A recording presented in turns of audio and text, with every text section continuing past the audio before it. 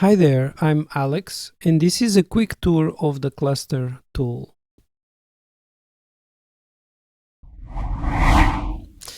The goal of the cluster tool is to find groups or clusters of people such that the behaviors within each group are similar to each other, while the behaviors across separate groups or clusters are very different from each other.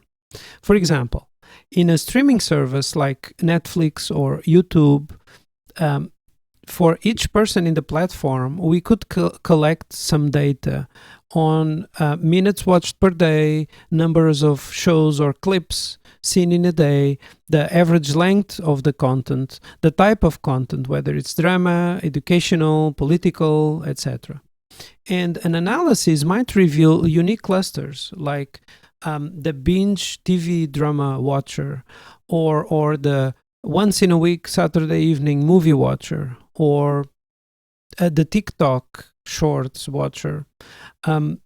So these translate into specific personas that the streaming service learns about, and then they can customize the experience to better serve these personas. Furthermore, you might find personas you never thought of that maybe the streaming service is not supporting adequately yet.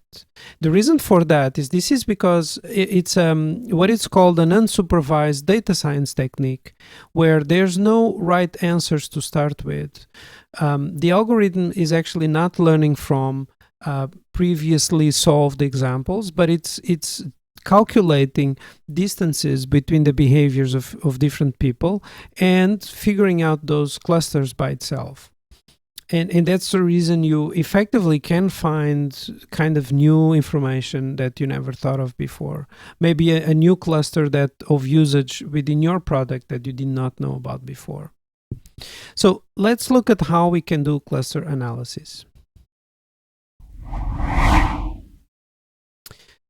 This is a data set that I've created manually, and each row is a person. And I purposely created two types of personas or use cases with distinct behavior or characteristics. So number one is tall, likes action movies, beer, and typically likes the color black.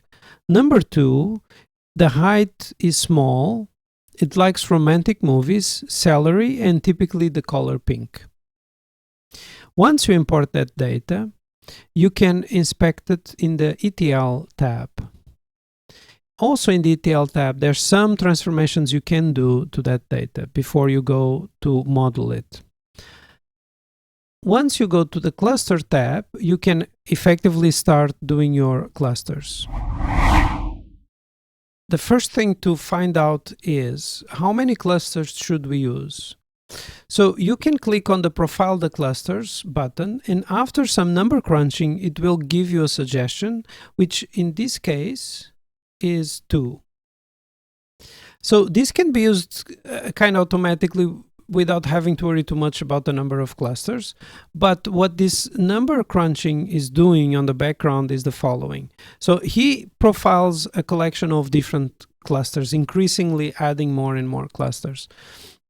We observe, and then it quantifies here how much data and how much distinction there is from increasingly adding more clusters. We observe that from 1 to 2, there's this big vertical drop.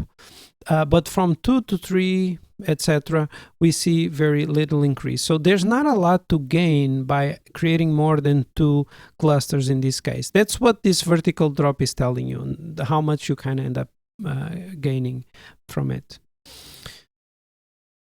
With that, of course, you can customize how many clusters you want, and you can add more also manually. But with that, you can go and toggle the Build the Clusters button, and it will show you the clusters that it created. In this case, the columns are the clusters it created, and we have 2. So we have 0 and 1.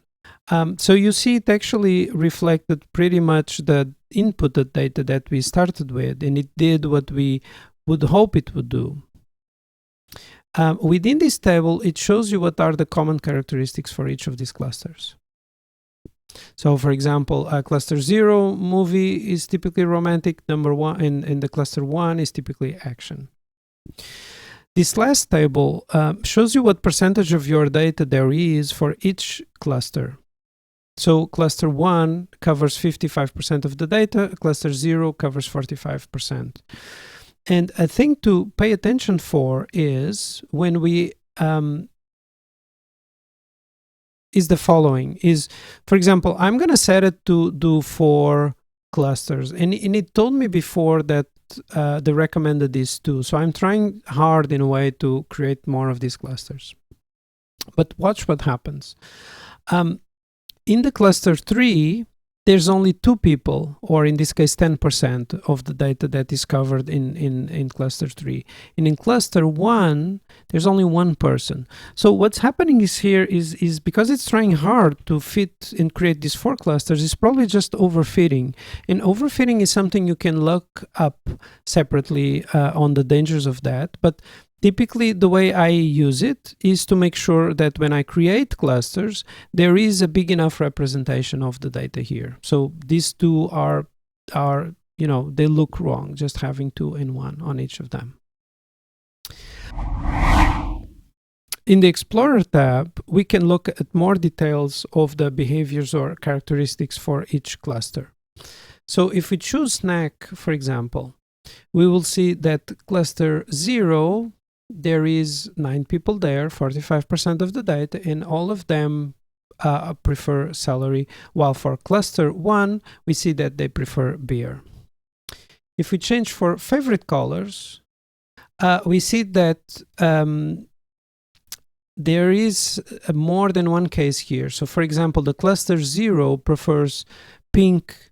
Most of the folks prefer pink, but there is one case with purple, and the same for cluster 1. There's also some variation. So here is where you can inspect in a way with a little bit more detail of each of the clusters. Finally, we can download the original dataset with the added cluster ID in it. So it actually effectively adds a new column into your original dataset, and then you can download that. And it tells you for each row what cluster does that row belong to. There's some very interesting interplay also that you can have with cluster analysis and then regression analysis or classification analysis, but I will leave that to another video. I hope this is useful. Have fun, subscribe, bye-bye.